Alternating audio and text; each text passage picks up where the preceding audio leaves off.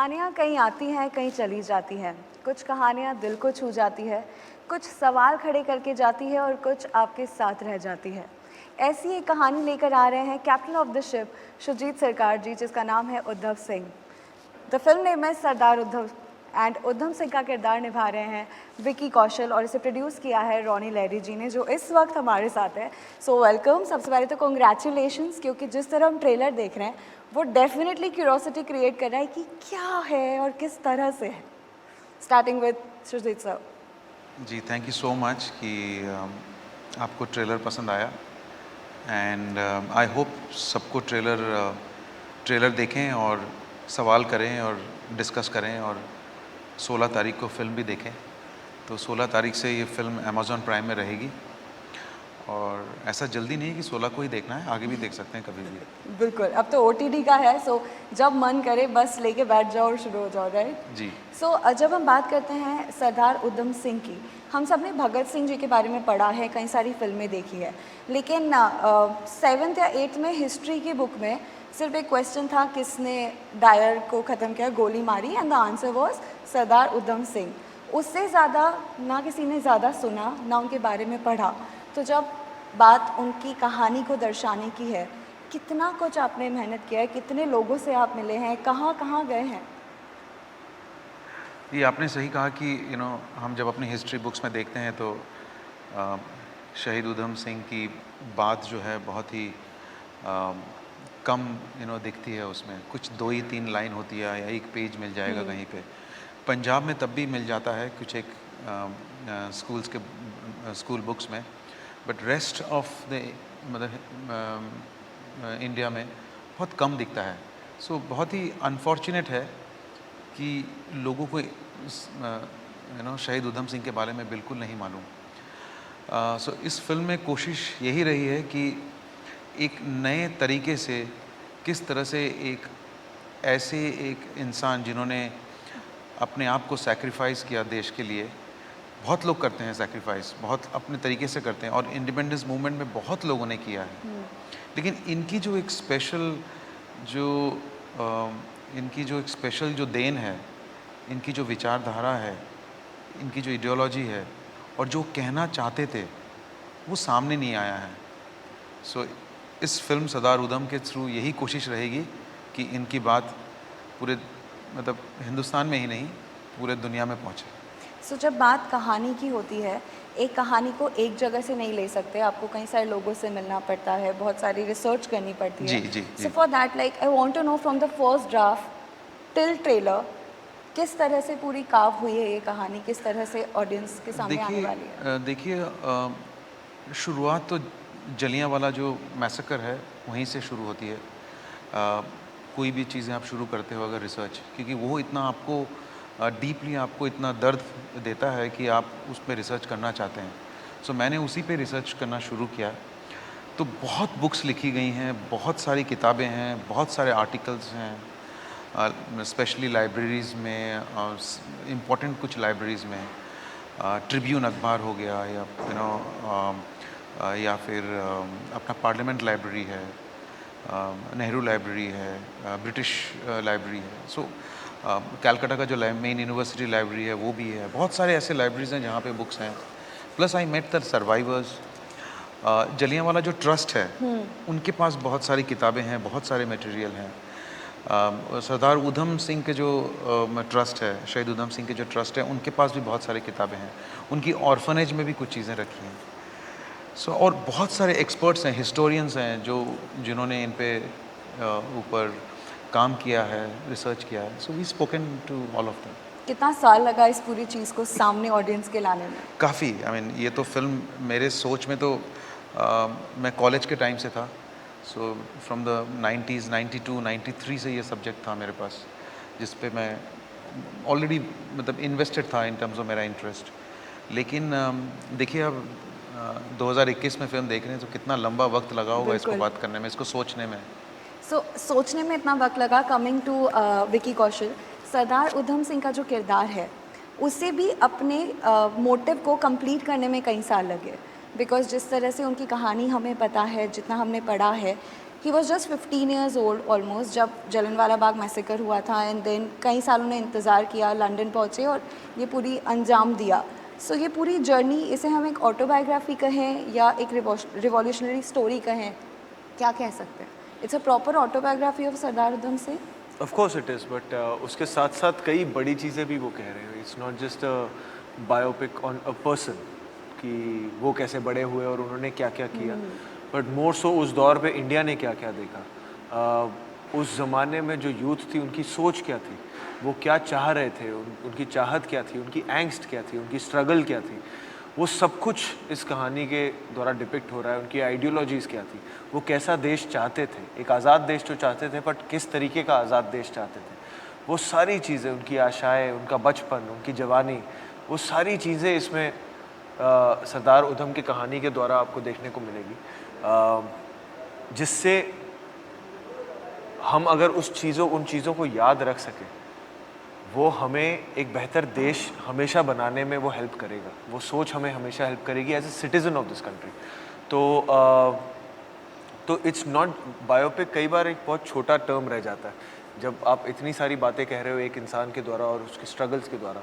So we hope that all those things वो resonate करे audiences से, एंड वो कहीं ना कहीं वो अपने आप को एज अ सिटीज़न उसमें देखें कि वो क्या और कर सकते हैं, वो क्या और कंट्रीब्यूट कर सकते हैं. इनफैक्ट जो ट्रेलर हमने देखा उसमें एक डायलॉग है जो एंड में आता है, आई वॉज अ रिवॉल्यूशनरी, सबको बताना. जी. So as we started also we learned about Bhagat Singh ji, we learned about Mahatma Gandhi, Nehru ji and all. जी. ऐसा क्यों होता है कि ऐसे कई सारे फ्रीडम फाइटर्स रहे हैं लेकिन हम उनके बारे में नहीं जानते? जी, कई बार आई थिंक जैसे रोनी सर ने पहले भी कहा था कि कई बार उन्हें लोगों तक पहुंचाना भी हमारी रिस्पॉन्सिबिलिटी है. बिल्कुल. कई फ्रीडम फाइटर्स हम तक पहुंच पाए हैं with time, because of history books, because of films, because of गाने या चाहे प्लेज. तो अभी और बहुत सारे ऑफ कोर्स फ्रीडम फाइटर्स अभी भी हैं जिनके बारे में हम पूरी तरह नहीं जानते.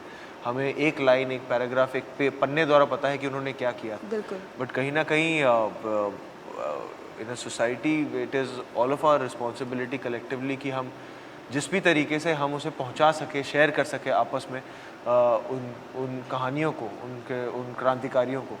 तो ये एक छोटी सी एफर्ट हमारे द्वारा है कि हम सरदार उधम जी की कहानी आप तक पहुंचा पाए. बिल्कुल. And it's gonna be a great for the next generation also, क्योंकि जब आप एक फिल्म में कहानी देखते हैं तो याद ज़्यादा रहता है. जी. Right. So coming to the producer साहब, आपका और सुजीत सर का बहुत लंबा कनेक्शन है, एंड ऐसा मतलब इन दिनों OTT प्लेटफॉर्म एक ऐसा प्लेटफॉर्म हो गया है जहाँ you can put so many stories अलग अलग तरीके से.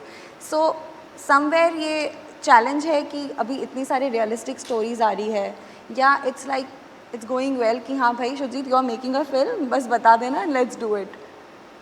नहीं, ऐसा कुछ नहीं है. एज आई सेड कि हमारा फर्स्ट वो रहता है कि हमें फिल्म बनानी है. OTT में जाना है या सिनेमा हॉल में जाना है वो उस हिसाब से हम नहीं करते. फिल्म बनाते हैं और उसके बाद सिचुएशन के ऊपर है. अभी जो सिचुएशन है, सिनेमा हॉल्स बंद है. जब हमने डिसाइड किया कि हम OTT पे आएंगे, तो जैसे आज प्रेस कॉन्फ्रेंस में सुविधा ने कहा है कि सिनेमैटिक विजन में कोई कॉम्प्रोमाइज़ नहीं होगा. The scale is हाँ, स्केल बोलिए चाहे इवन जो थॉट है फिल्म का, थॉट कभी कॉम्प्रोमाइज़ नहीं होगा. सो आप कहीं भी देख सकते हो content. End of the day लोग तो मोबाइल में भी देख रहे हैं, कहीं भी देख रहे हैं, बट जो bigger idea of that film, that has to be same, that can not be compromised. Correct. तो आप बड़े पर्दे में देखें चाहे छोटे में देखें, जो थॉट है वो अगर आदमी के दिमाग में पियर्स कर जाता है, that is what our job is as makers. So साथ ही में जब पीरियोडिक ड्रामा की बात होती है तो प्रोडक्शन डिज़ाइनिंग पे बहुत काम होता है, स्पेशली सेट्स, और जिस तरह से हम लुक देख रहे हैं, it is giving that awe factor कि ओके 30s 40s दिखने वाला है, लंदन का पुराना दिखने वाला है. So how much you worked on the era sir? Quite a bit.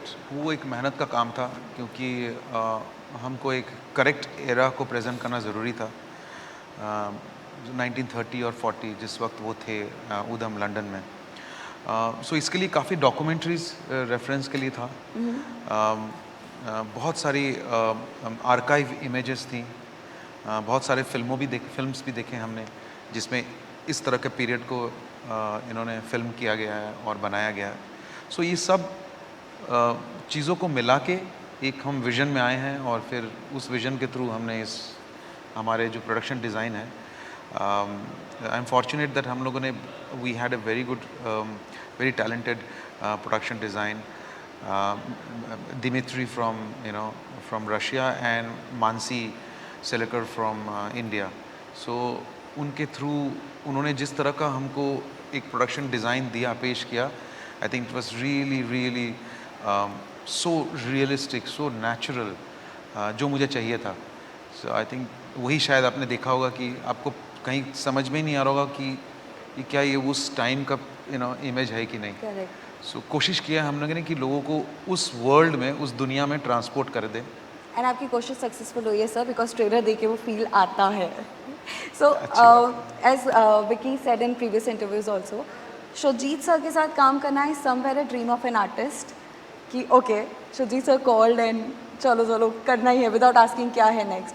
So how you chose Vicky after watching Uri, या पहले से दिमाग में था कि Vicky Kaushal has to come on board? आपको दुख होगा सुन के कि मैंने उरी नहीं देखा है. Is it? Seriously? मैंने, सॉरी बुरा मत मानना प्लीज़ विकी, मैंने देखा नहीं. लेकिन मैं विकी के बहुत सारे इमेजेस, ट्रेलर्स और ये और बहुत सारी चीज़ें देखी हैं. मसान ज़रूर देखा था मैंने उनका, और मसान मैं देख के I was really, it was such a brilliant performance, such a brilliant film. I think I was very proud of that film. Even Gewan ने जो काम किया है उस फिल्म में, So I think that was the film. I saw what Vicky was there. उसकी innocence, उसकी जो honesty थी वहाँ पे, I could really sense that. यही सब कुछ चीज़ें देखा और फिर हम सोचते रहे कि किसको कास्ट किया जाए. So finally हम मिले, विकी को फ़ोन किया और हम मिले. विकी ने मेरे साथ ऐसी ही बात किया था कि दैट हम लोग कभी भी कोलैबोरेट करें, कुछ भी आप सर करें तो we can collaborate, and I was very happy to hear it from him. But then suddenly दिमाग में आया हमारे कि नहीं, व्हाई नॉट विकी. मैंने और रॉनी ने बहुत डिस्कस किया, फिर विकी को अप्रोच किया हमने कि Vicky would you come and just सुनो हमारी बात, हम क्या करना चाहें. क्या कहा फोन पर? I think Vicky was thrilled. I think we all were thrilled actually. मैं तो ये सपने देख रहा था कि कब ये फ़ोन आएगा. तो जब आया तो it was a dream come true. So Vicky अब ऐसा हो गया दैट यू, बिकॉज आपकी फिल्मों को हम जिस तरह देख रहे हैं, you did Uri, you are very much into revolutionaries या आर्मी बैकग्राउंड या पीरियोडिक ड्रामा, ऐसे कुछ आपने जॉनर डिसाइड किया हुआ है कि मैं इसी तरह का करूँगा?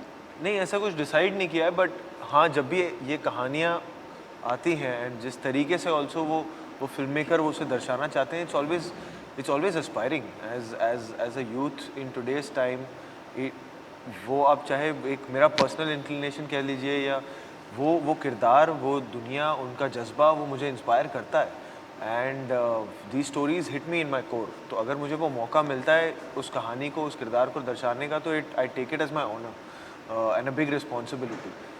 तो मौके मिल रहे हैं, I am very fortunate for that, and I try to do my best to live up to those legends. उनके किरदारों को निभाने की पूरी कोशिश करता हूँ. In fact, Vicky, there are so many writers, I'm sure, who must be writing a film, keeping you in a mind कि Vicky could be playing this character.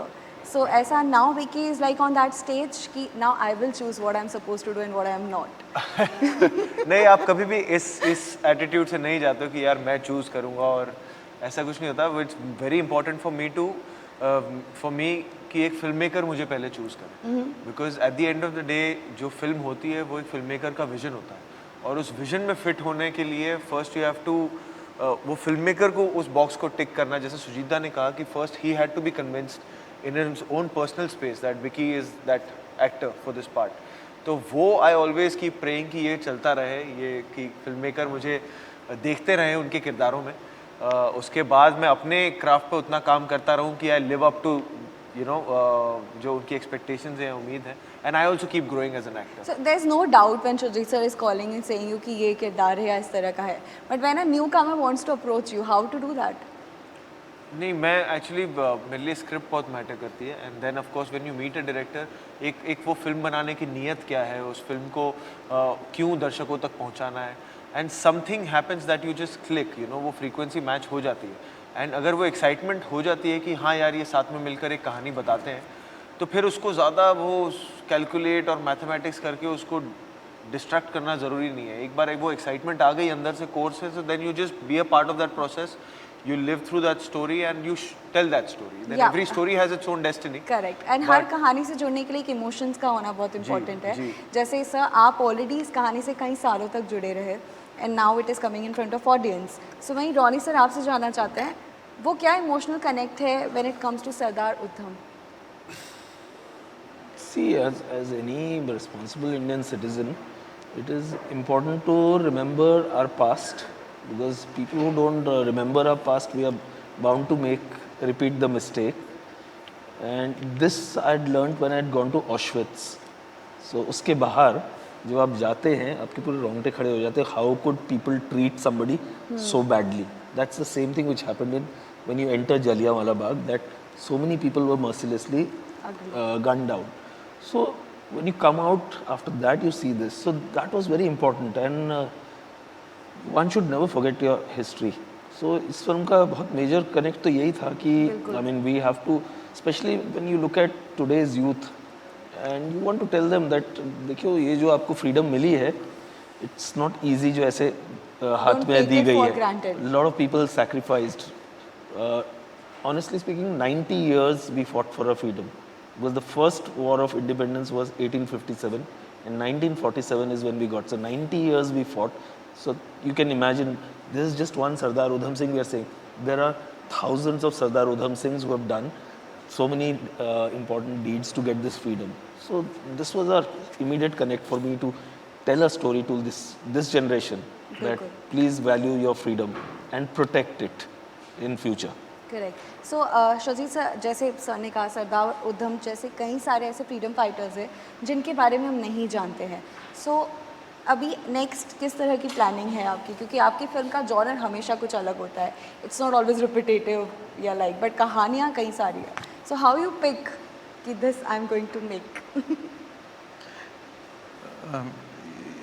इसको मैं पता नहीं कैसे आपको बताऊं कि कोई भी कहानी अगर कहीं टच कर जाती है, आपको छू जाती है कहीं पे, सो फिर उसी के पीछे लग जाता हूँ मैं. जबकि ये फिल्म तो काफ़ी दिन से थी, मतलब कब करेंगे. तो जब मैं इधर यहाँ मेरी पहली फिल्म थी तब सोचा था करेंगे, उसके बाद सोचा था फिर करेंगे, फिर एक के बाद एक दूसरे आइडियाज़ आते रहे कि हाँ इसको कर देते हैं, चाहे पीकू हो या अक्टूबर हो, गुलाब हो. सो अब इसका वक्त यहाँ अब आया तो मैंने कर दिया. Every film has is own destination as you mention. So Vicky, कितनी वर्कशॉप्स हुई है? सर ने ऐसे डांट वाट लगाई है, ऐसे नहीं ऐसे करो एंड ऑल? नहीं, आई थिंक ये पूरी फिल्म ही एक वर्कशॉप थी. It was a process of discovering Sardar Udham, the whole film. इसकी कोई वैसे वर्कशॉप करके हम सेट पे नहीं गए हैं. It was always a learning experience. Every day, every take, every shot was always about discovering Sardar Udham at that moment. Because जैसे आप अगर कोई भी किताब पढ़ें उन पे या डॉक्यूमेंट देखें तो he was a very mysterious guy. तो हमेशा हमारी भी क्वेस्ट थी to let's find who Sardar Udham was through the film, कि हाँ अलग अलग जो उन्होंने लाइफ देखी है उसमें वो कैसे इवॉल्व हुए, और in that evolution how could he not let go of this one thing in his heart. तो हमें भी the whole process was till the last day was about discovering Sardar उधम.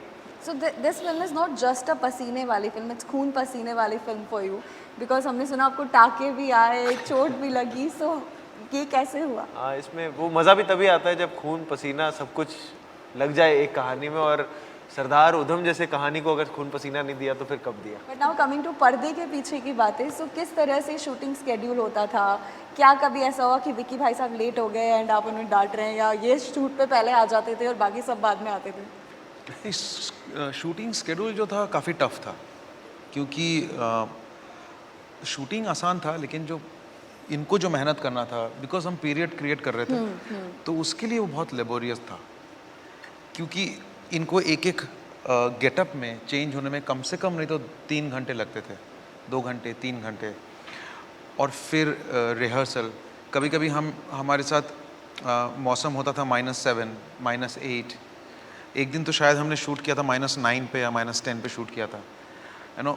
और ऐसे भी नहीं कि बहुत सारे कपड़े उनको पहना दिए, ऐसा भी नहीं था, क्योंकि नहीं पहना सकते. हाँ, करेक्ट. सो जैसे ही शॉट होता था मैं देखता था विकी को, मतलब टेक्स एक्शन बोलने से पहले वो ऐसे थर थर काँप रहे होते थे फिर जैसे टेक में होता किसी तरह से कर दिया टेक, फिर वापस क्लोज में आते थे, तो वो टफ था काफ़ी, बिकॉज वो इतना घूमे ना, इतने आउटडोर्स हैं, इतनी लोकेशंस हैं अलग अलग अलग, है ना, हिंदुस्तान भी है, यूरोप भी है, तो वो एक चैलेंजिंग था बहुत सारा, बहुत डिफ़िकल्ट नहीं मैं कहूँगा, मतलब लेकिन एक शूटिंग मेहनत का काम तो होता ही है, बिल्कुल। बिकॉज एक फिजिकल स्ट्रेन तो लग ही जाता है। बिल्कुल। सो लुक्स की बात करें तो जिस तरह से हम देख रहे हैं एकदम 30s वाला लुक है, long jackets and all, how much you worked on the costumes? Costume में मेरा काम तो सिर्फ पहनने का था, तो मैंने तो उतना ही काम किया है, but I have to give credit to Veera who is the costume designer of this film, and she is absolutely fantastic in this film. Oh, yeah. और अभी तो चाहे वो कॉस्ट्यूम हो, लुक हो, अभी तो बहुत पत्ते खुलने बचे हैं और काफ़ी पत्ते आपके लिए पिक्चर के लिए बचा के रखे हैं, तो जब आप वो देखेंगे तो आपको रियलाइज़ होगा कि बहुत कुछ आपके लिए रखा हुआ है. And really hats off to Veera and hats off to our production designers and actually our every technician, their assistants, their crew members, everybody have come together so beautifully to create this world कि आपको, हमने पूरी कोशिश की है कि आपको लगे कि हाँ genuinely आप उस दौर में हो, उस जगह में हो और उस environment में आपको ट्रांसपोर्ट करने की पूरी कोशिश की गई है. वाओ, एंड ट्रेलर से ही हमें इतना एक्सपेक्टेशन है, so we are eagerly waiting for the film जो आने वाली है. सो लास्टली शजीत सर, क्या कहेंगे आप सारी ऑडियंस से, क्यों, वैसे तो मुझे पूछना नहीं चाहिए क्यों देखने जाएं, but still it's on OTT now, so क्या कहेंगे आप? मैं जो दर्शक देख रहे हैं उनको ये कहूँगा कि ट्रेलर देखिए. अगर ट्रेलर देखने के बाद आपको लगता है कि नहीं आप ये फिल्म देखना चाहते हैं, आप कुछ हमारे फ्रीडम फाइटर्स जो हमारे हमको आज़ादी मिली कैसे और ऐसे कौन कौन से लोग थे जिनके बारे में हम नहीं जानते हैं, तो आप ज़रूर देखिए इस फिल्म को. और अगर आज देखने का मन नहीं है तो कल देख लीजिए, और कल नहीं है तो परसों देख लीजिए, लेकिन देख लीजिए कभी भी जब भी मौका मिले आपको. सो ये एक बहुत बड़ा फ़ायदा है because it's on OTT, you can see as per your space, right? खरीद लीजिए नया. हाँ, और एक चीज़ है, और एक अच्छा, हाँ नहीं वो मैं नहीं बोल सकता, ठीक है. Vicky, what do you want to say to the audience? मैं actually just cut copy paste यही कहना चाहूँगा जो सुजीता ने कहा, एंड उसके एडिशन में सिर्फ ये कहूँगा कि अगर आप जेन्युइनली इस फिल्म के साथ कनेक्ट करना चाहते हैं तो इसको तोड़ के मत देखिएगा बस, क्योंकि आपके पास पॉज का पावर है, तो रिमोट को कहीं आप छोड़ दीजिएगा, सोफे के अंदर दबा दीजिएगा, एंड एक बार ये फिल्म शुरू हो जाए तो try and give it that time, and I promise कि आपको वो इम्पैक्ट ज़रूर लगेगा फिल्म का. As Vicky said, I mean it's a cerebral film. इन्होंने कहा कि रिमोट को फेंकिए, मैं कहूँगा साथ में फ़ोन को भी, ताकि कोई डिस्टर्ब ना करे, क्योंकि That's true. सर्टन एलिमेंट्स, क्योंकि इस फिल्म में बहुत सारे ऐसे सटल चीज़ें हैं जो अगर आप ध्यान से नहीं देखें तो आप मिस कर सकते हैं, and which leads up to the whole film. So certain films you need to really concentrate and watch, ये उनमें से है, एंड आप एंजॉय करेंगे. जितना आप डिटेल में देखेंगे उतना ही आप एंजॉय करेंगे इस फिल्म को. सो लास्टली हम बस यही कहेंगे कि फिल्म देखना डेफिनेटली बनता है, क्योंकि कहानी काफ़ी इंटरेस्टिंग है और आपको जानने को मिलेगा उनके बारे में जिनके बारे में सिर्फ आपने 1 या 2 लाइन ही पढ़ी है. So do watch it, and thank you so much for connecting with us. It was me, Shruti Barjatya, signing off for आज तक.